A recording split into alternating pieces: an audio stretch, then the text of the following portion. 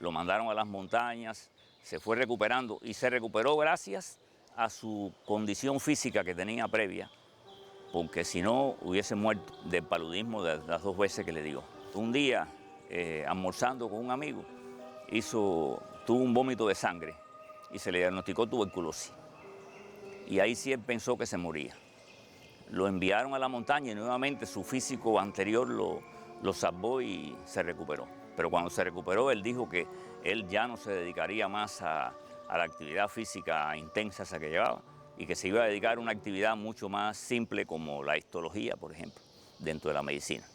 Los ahorros de su infortunada experiencia militar en Cuba le permitieron habilitar su primer modesto laboratorio, comprar un microscopio Beric, un micrótomo, reactivos químicos y colorantes, con los que inició la investigación que le condujo a formular la teoría neuronal, por la que en el año 1906 recibe el Premio Nobel de Fisiología y Medicina compartido con otro científico, el italiano Camillo Golgi.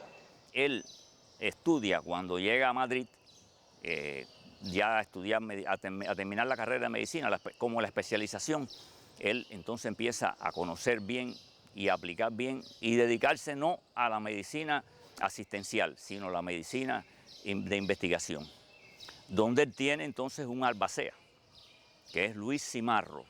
Luis Cimarro era un neuropsiquiatra que venía de Francia, que era español pero que había estudiado en Francia. Entonces, Luis Cimarro es quien le enseña las tinciones de Camillo Golgi, un italiano que había descubierto una tinción que se hacía con una mezcla de bicromato de potasio con nitrato de plata y que permitía ver las neuronas completas por primera vez. Y por eso le dan el premio Nobel. Incluso Camillo Golgi se pasó toda la vida diciendo que a Cajal le habían dado el premio Nobel porque había utilizado su método. Y no fue así.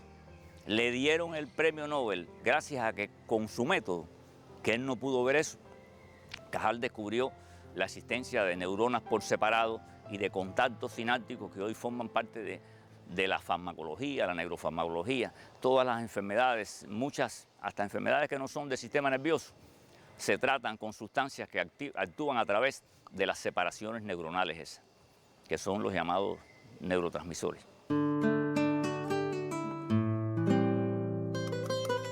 El premio Nobel de Cajal es el premio Nobel mejor logrado en el campo de la neurociencia.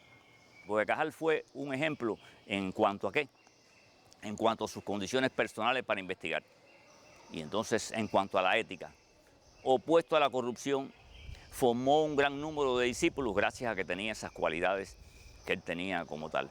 Y entonces Cajal, además del premio Nobel que recibió por ese descubrimiento, que se llama la doctrina de la neurona. ¿Por qué la doctrina de la neurona? Porque ya en los años 1830 se estableció la teoría celular.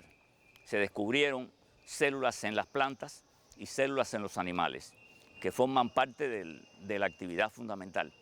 Y entonces la célula es la unidad estructural y funcional de los organismos vivos.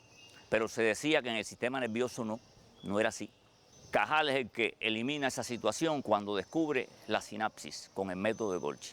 Y se forma entonces un tercer elemento que era importante para que surgiera lo que es la disciplina más importante hoy de la medicina y de la biología, que es la neurociencia, que tiene 3 fuentes. Entonces esas 3 fuentes, la localización en el cerebro y no en el corazón en otro sitio, el mecanismo de la transmisión de la información y la unidad funcional, es lo que integran a la neurociencia en la actualidad. Cajal fue el padre de la neurociencia. La obra científica de Santiago Ramón y Cajal es altamente reconocida en Cuba y él mismo es admirado como investigador y maestro. El primer reconocimiento de Cajal lo recibió en el 1908. Cuba, en la Real Academia de Ciencias, le otorga el reconocimiento de académico de mérito, que fue unánime. Después, en el año 52, se puso una tarja en la Universidad de La Habana, en la antigua Escuela de Medicina, que hoy es actual Facultad de Biología. Y cuando se realizó la fundación de este centro, donde pasaron la escuela, la Facultad de Biología, hacia aquí, hacia el centro, se decidió pasar la tarja hacia acá, y la tarja está en los laboratorios de histología, donde estaba precisamente un historiador de Cajal, el doctor Manuel Montero Valdivieso. En el año 1998 se hizo un centro geriátrico Santiago Ramón y Cajal, porque Cajal tiene varias cosas que hace con la vejez importantes. También en este centro se estableció una cátedra honorífica a Santiago Ramón y Cajal, que es muy activa desde el 2011, que ha hecho inclusive actividades internacionales, nacionales, donde han venido hasta familiares de Cajal a la actividad y se dan premios y todos los años se otorga. Hay varios sitios web y hay varias cosas que se hacen en Cuba cada cierto. Y el año próximo, cuando se haga la celebración del 60 aniversario de la neurociencia en Cuba, se va a hacer también una actividad en honor a Cajal, porque precisamente se va a cumplir los 170 años del nacimiento de Cajal, en el momento que Cuba está celebrando el 60 aniversario de la neurociencia, donde él es el padre.